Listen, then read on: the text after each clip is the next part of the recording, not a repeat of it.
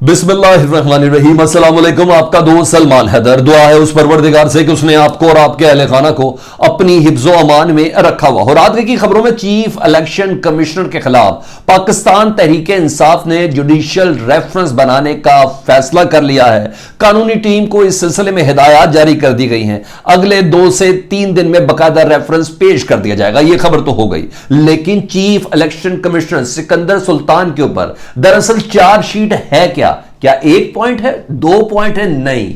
Inside मेरी कुछ कानूनी माहिरीन से गुफ्तगू हुई और उनका मानना इस सिलसिले में यह है कि पूरे के पूरे इनसाइड 7 से 8 पॉइंट्स हैं, जिसकी बिना पर कोई डिनाई कर ही नहीं सकता जुडिशियल कमीशन के इस रेफरेंस को और सिकंदर सुल्तान राजा की वो मूव जो है उनको हटाए जाने की। यह सबसे ज्यादा स्ट्रॉन्ग फुट है। किस बिना पर वो एविडेंसेस हैं, सारे के सारे इस वीडियो के अंदर मैं आखिर में आपके सामने रखूंगा, जिसमें एक और भी अहम तरीन चीज यह है कि टाइमिंग्स बड़ी मैटर कर रही हैं। वो भी इसके अंदर आपको बताऊंगा कि कल कैसे मैंने ही आपको खबर दी थी ना कल सुबह कि रात गए इलेक्शन कमीशन ने ये फैसला कर लिया है कि ममनुआ फंडिंग केस का फैसला सुना देना है और इस सिलसिले में तमाम अफसरान को रोज़ाना की बुनियाद पर दफ्तर हाजिर होने का हुक्म दिया गया है। 15 अगस्त की टेंटेटिव डेट भी मैंने आपको दे दी अपने नुमाइंदे से बात करके। ऐसे कैसे हुआ? कुछ मुलाकातें हुई हैं, उस मुलाकातों के अलावा कुछ ऐसे सबूत और एलिगेशंस हैं, वो बड़ी डिटेल में आपका जानना बहुत ज़्यादा ज़रूरी है जी। पीडीएम जो कहती है कि हम पाकिस्तान तहरीक इंसाफ का मुकाबला करेंगे, डट के मुकाबला करेंगे, वो एक के बाद एक महाज से भागती हुई नज़र आ रही है।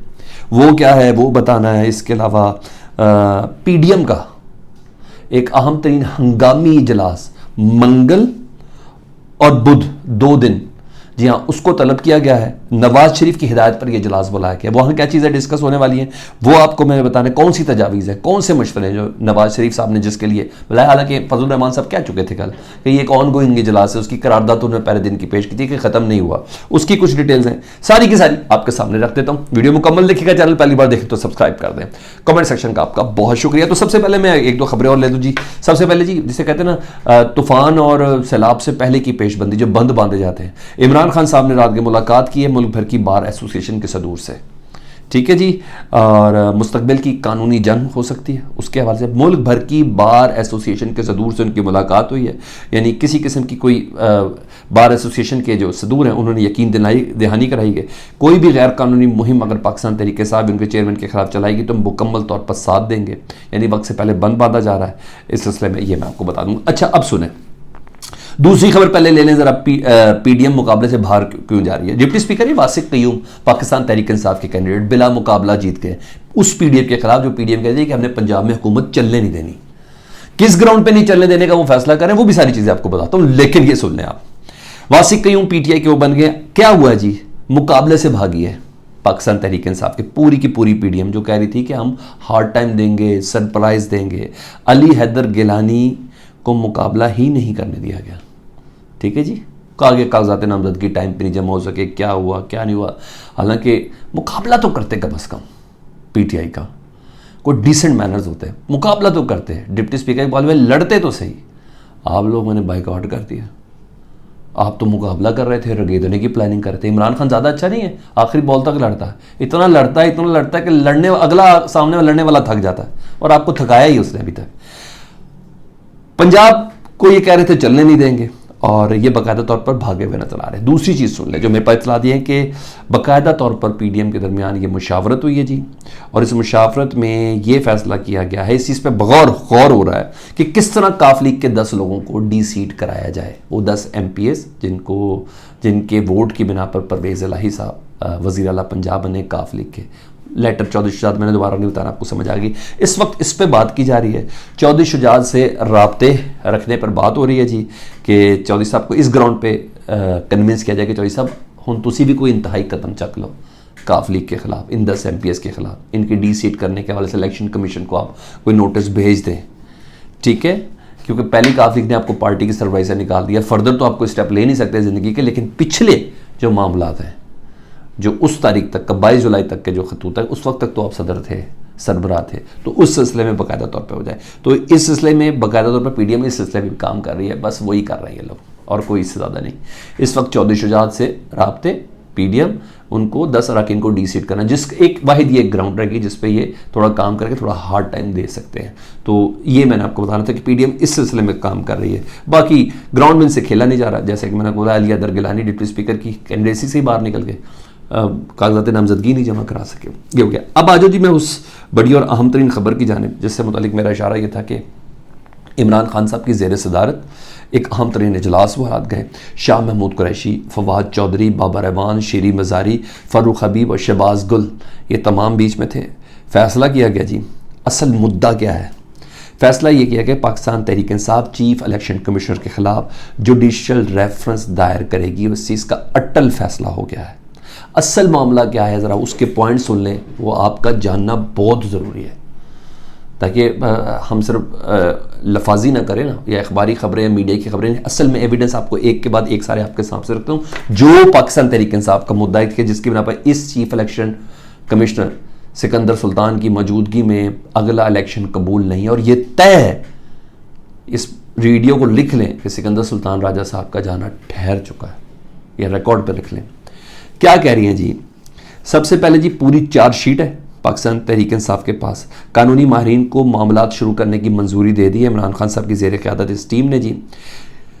फॉरेन फंडिंग केस में मौलाना फजलुर रहमान की प्रेस कॉन्फ्रेंस के बाद कल परसों चीफ इलेक्शन कमिश्नर ने ऐलान किया था कि हम पाकिस्तान तहरीक इंसाफ के फॉरेन फंडिंग केस के हवाले से फैसला देने लगे हैं। हमारे सोर्सेज की तरफ से ऐलान ये हुआ था, हमारे रिपोर्टर से मेरी बात हुई थी।